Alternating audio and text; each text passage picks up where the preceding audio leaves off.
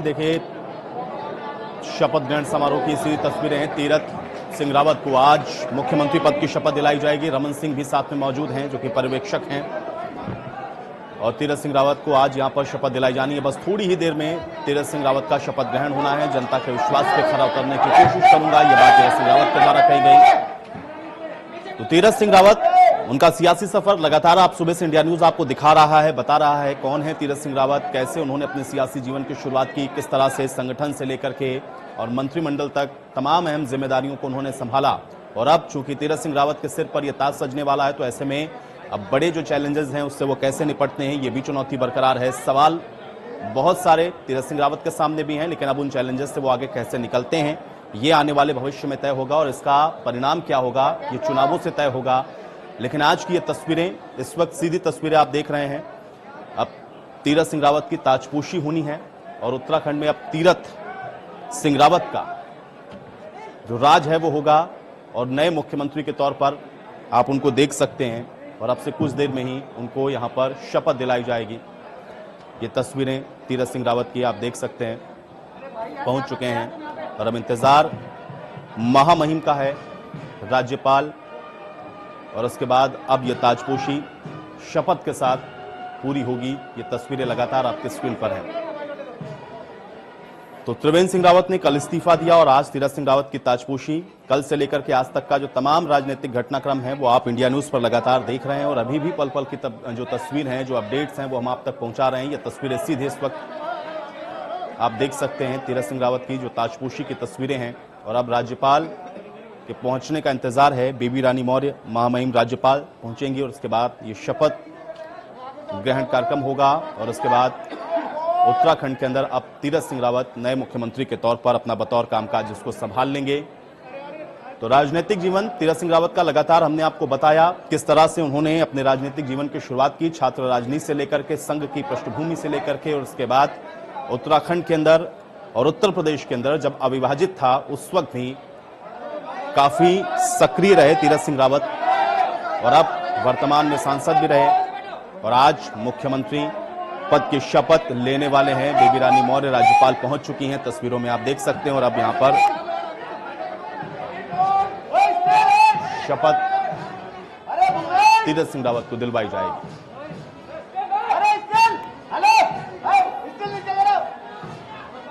तो ये सीधी तस्वीरें हैं शपथ ग्रहण समारोह की, जो इस वक्त आपकी स्क्रीन पर हैं। नए युग की शुरुआत आप इसको कह सकते हैं। चैलेंजेस बहुत सारे भारतीय जनता पार्टी के सामने, और अब चूंकि चेहरा बदला गया है, लेकिन इस चेहरे के बदलने से जो तमाम चुनौतियां भारतीय जनता पार्टी के सामने थी उससे वो कैसे पार पाएगी, क्या वो जो असंतोष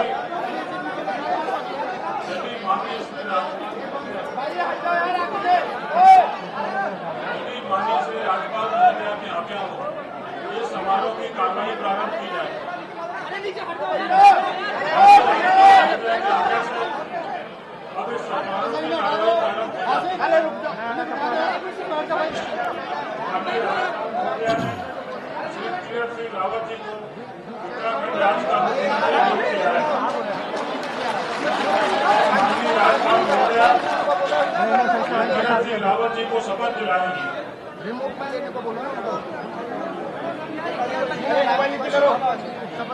अरे फोन नीचे बैठ जाओ। जल्दी बोलो।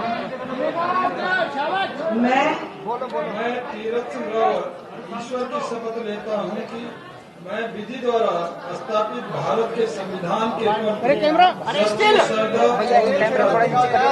मैं भारत की प्रभुता और अखंडता अक्षुण्ण रखूंगा। हो गया मैं उत्तराखंड राज्य के मुख्यमंत्री के रूप में अपने कर्तव्यों का श्रद्धापूर्वक और शुद्ध अंतःकरण से निर्वहन करूंगा तथा मैं भय या पक्षपात अनुराग या द्वेष के बिना सभी प्रकार के लोगों के प्रति भैया मोबाइल संविधान और विधि के अनुसार थोड़ा नीचे करिए यार मोबाइल में। मैं तीरथ सिंह रावत ईश्वर की शपथ लेता हूं कि अरे दोस्त थोड़ा नीचे करेगा मोबाइल, देने वाला हाथ जो हिल रहा है तुम्हारे को बोल रहा हूँ दोस्त।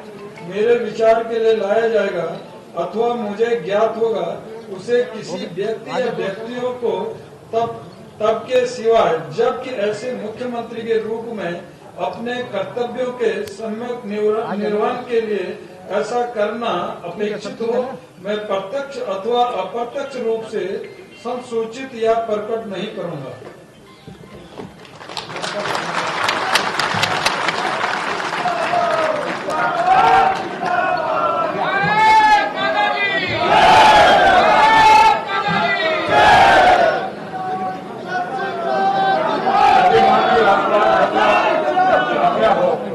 इस समारोह की कार्रवाई समाप्त की जाए। माननीय राज्यपाल महोदय के आज्ञा से इस समारोह की कार्रवाई का समापन किया जाता है। विजय भाई आगे निकल जाओ।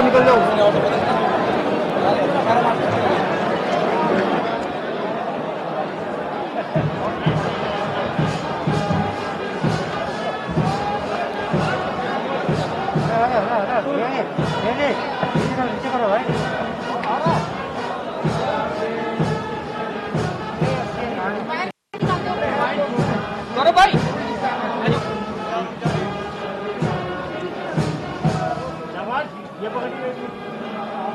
आओ गौरव भाई आओ। अरे कैमरा अरे बिल्कुल उड़ा गया। लो जल्दी बाहर लो।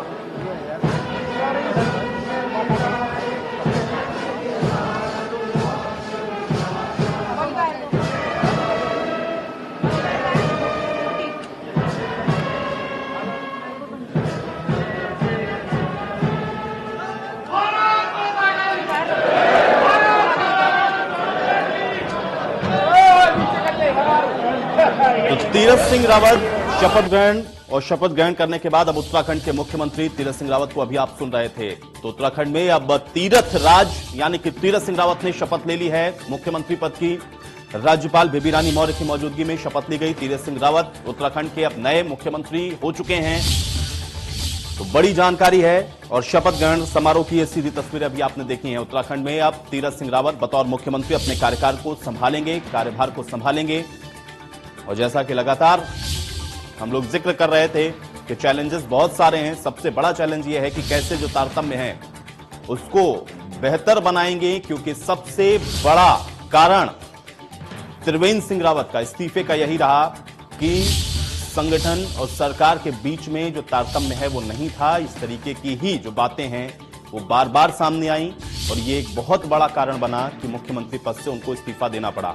और अब तीरथ सिंह रावत देखना यह है कि जो चैलेंजेस थे इससे पहले सरकार के सामने उसको वो कैसे मैनेज करते हैं। सवाल बहुत बड़ा ये भी है क्योंकि अब एक साल के अंदर चुनावों में भी आपको जाना है। कई ऐसी घोषणाएं की गई जो पिछले बजट में आपने सुनी, उन सारी बातों को आगे कैसे बढ़ाते हैं। और इसके अलावा जो असंतोष विधायकों या मंत्रियों के बीच में था उस असंतोष पर कैसे अंकुश लगा पाते हैं तीरथ सिंह रावत, ये भी एक बहुत बड़ा चैलेंज इस समय तीरथ सिंह रावत के सामने है।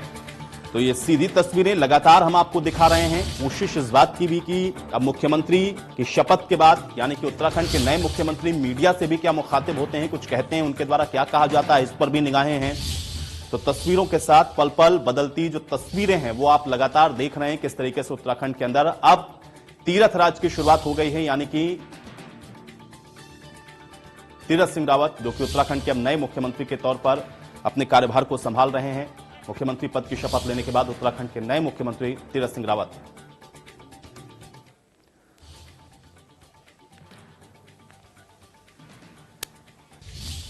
तो लगातार कोशिश इस बात की कि तीरथ सिंह रावत मीडिया से क्या कुछ कहते हैं। तमाम मीडिया की मौजूदगी वहां पर लगातार है और कोशिश इस बात की है कि अब शपथ के बाद मुख्यमंत्री के द्वारा क्या कहा जाता है। हालांकि इससे पहले उन्होंने जरूर इस बात को कहा कि मैं सबको साथ में लेकर चलूंगा, सबके भरोसे को जीतूंगा, मैं सबको साथ लेकर चलेंगे। इस बात को उन्होंने दोहराया था। मैं गांव से आया हुआ एक छोटा सा कार्यकर्ता हूं, इस बात को भी उन्होंने कहा। और अब चैलेंजेस हैं, उसको कैसे वो मैनेज करते हैं, ये एक बहुत बड़ा सवाल तीरथ सिंह रावत के सामने है। तो लगातार आप देख रहे हैं कि किस तरीके से उत्तराखंड के अंदर पिछले 4 दिनों से जो घटनाक्रम है वो किस तेजी के साथ बदला, और उसके बाद आज एक नए मुख्यमंत्री के तौर पर देखिए रमन सिंह पहुंचे हुए पर्यवेक्षक के तौर पर। क्या कह रहे हैं, सुनते हैं। तीरथ सिंह रावत जी पर भरोसा जताया गया है, उनको दोबारा उनको मुख्यमंत्री बनाया गया, क्या कहेंगे? बधाई देने हम सब आए हैं और आज उनका शपथ ग्रहण का आयोजन भी हो गया। हमारी ओर से शुभकामनाएं कि 1 साल का वक्त बनाए, उसको बेहतर तरीके से इस राज्य की जनता के लिए जो अवसर मिला है उसका उपयोग करें, और जो डेवलपमेंट के काम इस 4 साल में पार्टी ने खड़ा किया है, और जो मुख्यमंत्री जी ने जो एक आधार बनाया है 4 साल में, उसमें एक भविष्य के लिए एक भव्य इमारत बनना है, उसकी आधारशिला रखी जा चुकी है। अब 1 साल में जनता तक वो संदेश लेके जाना है कि 4 साल की हमारी उपलब्धि और मोदी सरकार की उपलब्धि को लेकर जनता तक जाए। सर, मिनिस्टर्स तय नहीं हो पाए। आज एक ही शपथ हुआ है और शीघ्र बाकी मंत्रियों के भी शपथ होंगे। इसके लिए बस थोड़ा 1-2 दिन इंतजार करना पड़ेगा। क्या संभावना है पुराने में चेंज करेंगे? अब क्या संभावना है क्या नहीं है, 1-2 दिन विचार के लिए समय लिया है और 1-2 दिन में निर्णय हो जाएगा। धन्यवाद।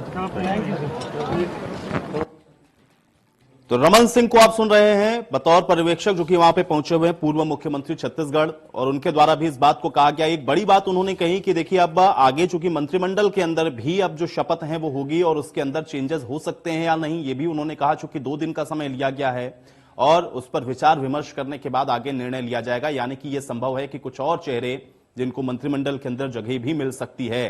तो ये भी एक परिवर्तन आपको आगे आने वाले जो समय है उसमें देखने को मिल सकता है। बहरहाल मुख्यमंत्री के द्वारा शपथ ले ली गई है। तीरथ सिंह रावत अब उस वक्त उत्तराखंड के नए मुख्यमंत्री हो चुके हैं और सुभाष गौड़ हमारे साथ जुड़ चुके हैं जानकारी के साथ। सुभाष, हम लोगों ने तस्वीरों में देखा मुख्यमंत्री पद की शपथ ले ली तीरथ सिंह रावत ने, फिलहाल क्या जानकारी? बिल्कुल, उत्तराखंड के अब 10वें मुख्यमंत्री तीरथ सिंह रावत हो चुके हैं और उन्होंने जो शपथ है वो ले ली है। उत्तराखंड के राज्यपाल बेबी रानी मौर्य ने उनको शपथ दिलाई और सबसे खास बात यह है कि अब नए मुख्यमंत्री के तौर पर तीरथ सिंह रावत होंगे और लगभग जो 10वें मुख्यमंत्री तीरथ सिंह रावत हैं। इसके साथ ही अगर बात की जाए तो केवल आज मुख्यमंत्री तीरथ सिंह रावत ने ही शपथ ली, इनके अलावा जो अन्य मंत्री थे उनमें से किसी भी मंत्री ने अभी शपथ नहीं लिया। यानी कि ये साफ है कि अब जो मंत्रिमंडल है उसमें कुछ चेंज किया जा सकता है, यानी कि चेंजेस की संभावना पूरी अब जताई जा रही है। सबसे बड़ी चीज ये है कि जिस तरीके से नाराजगी चल रही थी त्रिवेंद्र सिंह रावत पर, और लगातार ये बात भी कही जा रही थी कि जो मंत्री पद है वो त्रिवेंद्र सिंह रावत ने पिछले लंबे समय से नहीं भरे थे, तो कहा जा सकता है हाईकमान ने 2022 को देखते हुए अब मंत्रिमंडल का विस्तार का भी सोचा और कुछ नए मंत्री और नए चेहरों पर भी उम्मीद जताने की कोशिश अब हाईकमान करेगा। हालांकि सुभाष, आप हमारे साथ बने रहे। सुभाष, मैं आपके पास दोबारा वापस आऊंगा, कुछ और चर्चा भी करते हैं। इस बीच हमारे साथ पॉलिटिकल एडिटर अजीत मंदुला जी एक बार फिर से जुड़ गए हैं।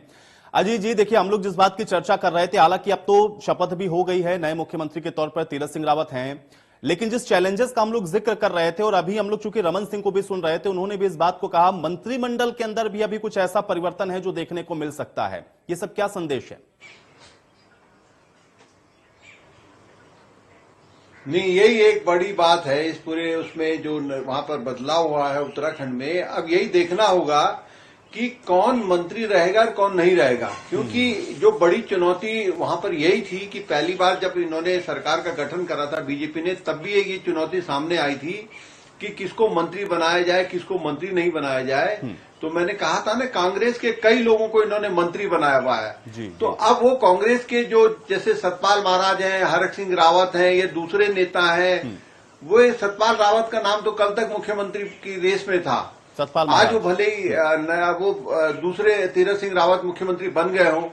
हाँ, सतपाल महाराज। तो कहने का मतलब मेरा ये है कि अगर 6-8 लोगों को मंत्री पद की शपथ दिलाई जा सकती थी 4 बजे, लेकिन अगर शपथ नहीं दिलाई गई है तो कहीं ना कहीं इसमें अभी थोड़ा सा पेंच है। अब वो पेंच देखना पड़ेगा कि आला कमान क्या करने जा रहा है।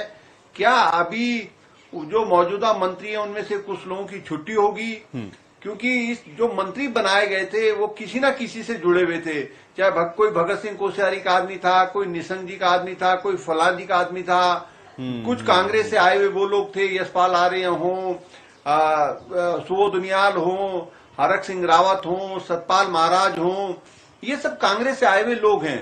तो क्या ये लोग मंत्री बने रहेंगे? क्या इनसे नाराजगी मोल लेने को तैयार है आला कमान?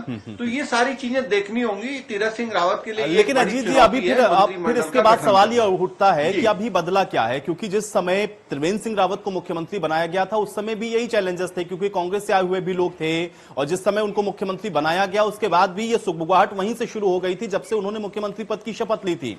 वो आते आते 4 साल के बाद उनको इस्तीफा देना पड़ा है।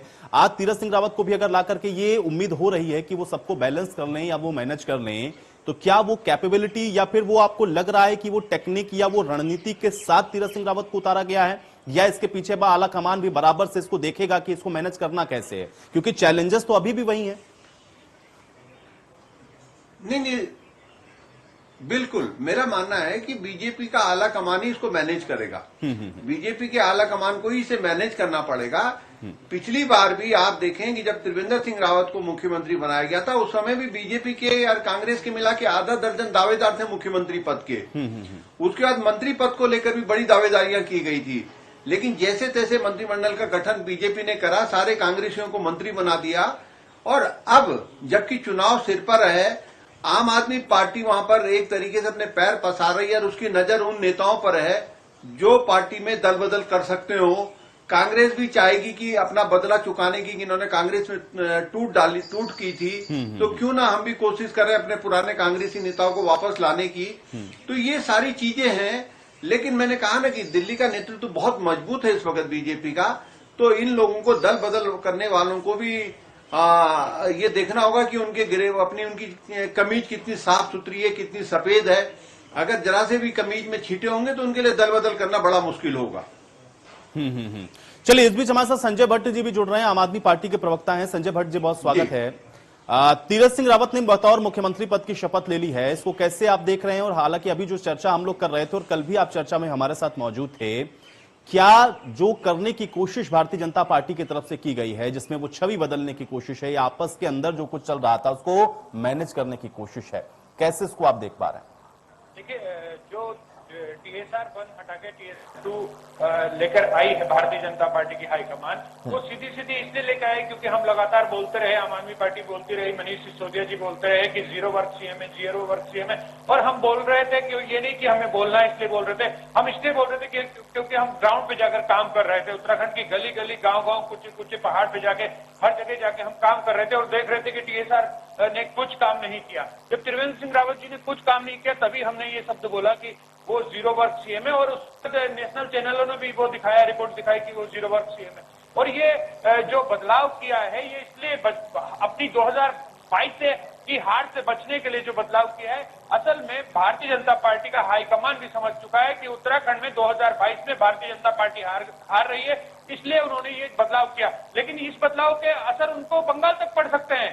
इस बात को उन्होंने क्यों नहीं समझा, क्यों चुप कर गई है, वही जाने। और दूसरे राज्यों में भी अब उठेगी बात। और जहां तक ये बात कही जाए कि भारतीय जनता पार्टी का केंद्रीय नेतृत्व बहुत मजबूत है, वो मजबूत रहा होगा, कभी समय हुआ होगा, लेकिन अब आम आदमी पार्टी गुजरात तक में एंट्री कर चुकी है। 27 सीट पार्षद लाना, सूरत जैसी जगह जहां मोदी जी का गुजरात का गढ़ है, वहां पर लेकर आना आम आदमी पार्टी की मजबूती दिखाता है। असल में वो केजरीवाल मॉडल जो पूरा देश देख रहा है, पूरा विश्व देख रहा है, जो शिक्षा स्वास्थ्य पे काम हुआ है, जो दूसरे अन्य काम हुए और जन उपयोग के काम हुए। नहीं, अजय भट्ट जी, देखिए, ये तो फिर अलग बात, एक अलग विषय हो जाएगा। अगर केजरीवाल का मॉडल को लोग एक्सेप्ट कर रहे हैं तो फिर सुपड़ा साफ कर देना चाहिए था, सिर्फ सूरत तक ही क्यों सिमट कर रह गए, वो एक अलग विषय है। हालांकि उत्तराखंड के परिप्रेक्ष्य में आप जो बात कर रहे हैं, इस पर मैं चर्चा थोड़ा और कर सकता हूं। अजीत जी, जो बात कह रहे हैं यहाँ पर संजय जी, वो ये कह रहे हैं कि जीरो वर्क सीएम थे। क्या जीरो वर्क सीएम होना ये एक बहुत बड़ा कारण रहा है, या इसके अलावा अंदर खाने के जो जिक्र आप कर रहे थे कि बहुत सारे चैलेंजेस, चुनौतियां थी उनके सामने, इस वजह से उनको हटाया गया है? और वो तो बंगाल तक भी जा रहे हैं, वो कह रहे हैं कि इसका इंपैक्ट जो जहां चुनावी राज है वहां भी पड़ेगा। अजीत जी। नहीं, देखिए, भट्ट जी जो कह रहे हैं, जो बोल रहे हैं, वो उनकी पार्टी का कल्चर भी है। देखिए, अरविंद केजरीवाल भी सेम उसी तरह की राजनीति कर रहे हैं जो इस वक्त बीजेपी कर रही है। आम आदमी पार्टी में भी एक व्यक्ति का राज चलता है। वही व्यक्ति तय करता है कि जो कहा जाए वही होगा। और अब उन्होंने, पहले गुजरात मॉडल की चर्चा होती थी, अब ये लोग केजरीवाल मॉडल की बात कर रहे हैं। तो इसमें मेरे को इसमें हैरानी नहीं है। संजय भट्ट जो कह रहे हैं ठीक कह रहे हैं, वो अपनी बात को, अपनी पार्टी की बात को रख रहे हैं, बहुत अच्छे ढंग से रख रहे हैं।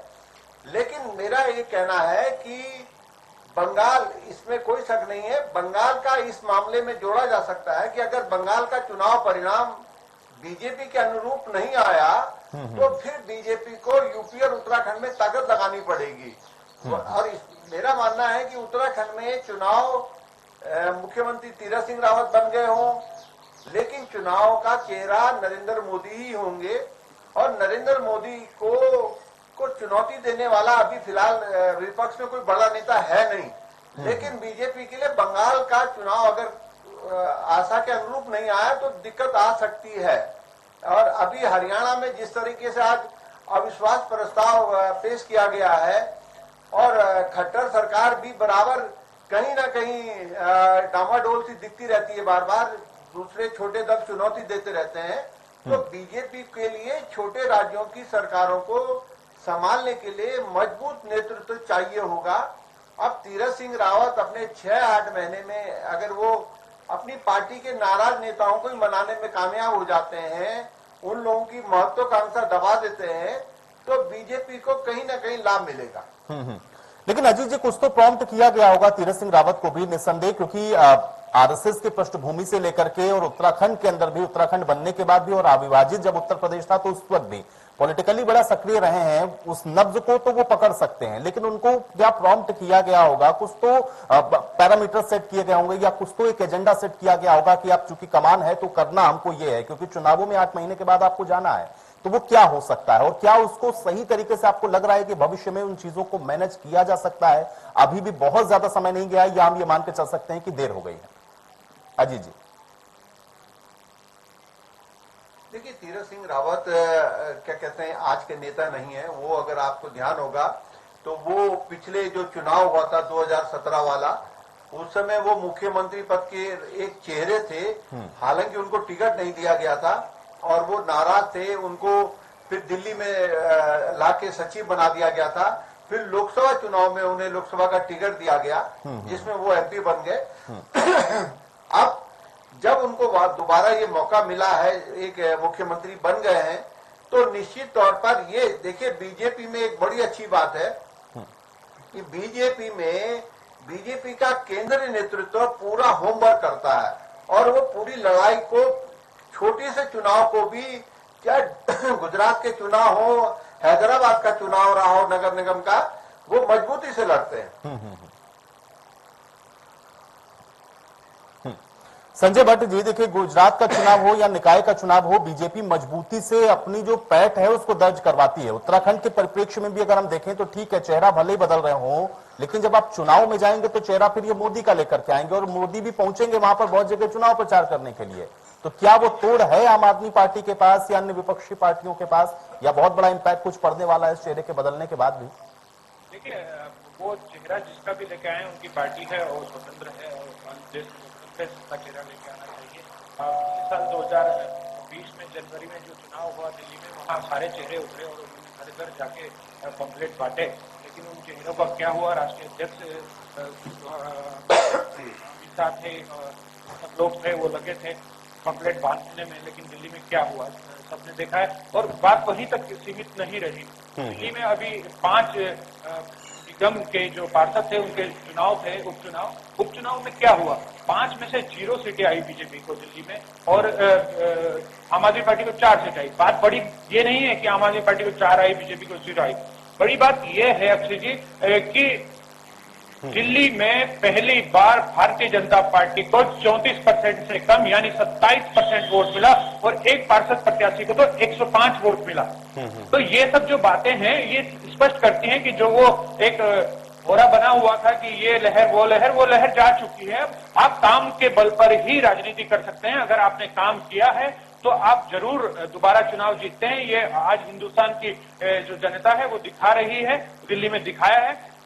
उत्तराखंड की जनता ने 57 सीटें देके प्रचंड बहुमत दिया था भारतीय जनता पार्टी को, और त्रिवेंद्र सिंह रावत जी को, TSR 1 को पूरा मौका दिया था। 4 साल का मौका था, उत्तराखंड को बहुत बढ़िया बना सकते थे। लेकिन उत्तराखंड में सर रावत और बीजेपी की सरकार ये जो जानी जाएगी, वो इसके लिए नहीं जानी जाएगी कि वो प्रचंड बहुमत के लिए, बल्कि वो इसके लिए जानी जाएगी कि महिलाओं पे अत्याचार